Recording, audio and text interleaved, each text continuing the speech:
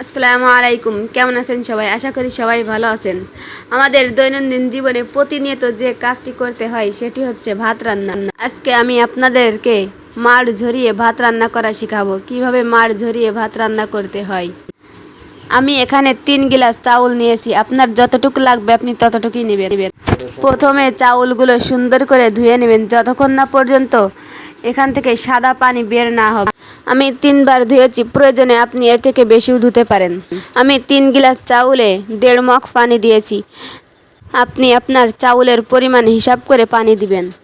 আমার চাল ধোয়া শেষ। এখন আমি চাউলটা চুলায় বসিয়ে দেব। ভাতগুলো অনেক ঝরঝরে হবে এবং সুন্দর হবে। আপনি ভিডিওটি পুরো দেখে নিন এবং শিখে নিন। আমিও এভাবে ভাত রান্না করি। আমার ভাতগুলো অনেক ঝরঝরে এবং সুন্দর হয়। আশা করি আপনার ভাতও অনেক সুন্দর হবে।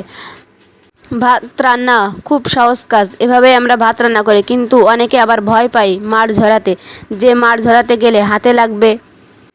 এখন আমি ভাতের হাঁড়িটি চুলায় বসিয়ে দিয়েছি এবং গ্যাস অন করে দিয়েছি।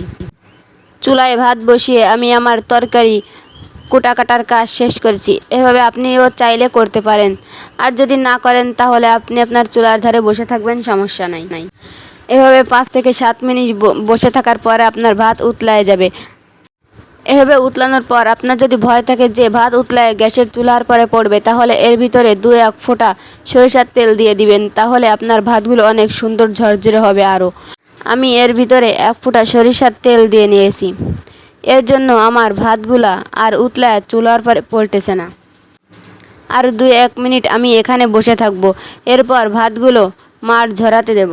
আপনি চাইলে ভাতগুলো টিপেও দেখতে পারেন যে ভাত ফুটেছে কিনা। ভাত যদি না ফোটে তাহলে তো শক্ত থাকলে ভাত খাওয়াও যাবে না। আমি টিপে দেখছি না যে ভাত ফুটেছে কিনা। আমি ভাতগুলো এবার ঢেকে দিয়েছি। 2-1 মিনিটের ভিতর আমি ভাতগুলো লাবায়ে ঝরাতে দেব। আমার ভাতগুলো হয়ে গেছে, আমি এখন ঝরাতে নিচ্ছি।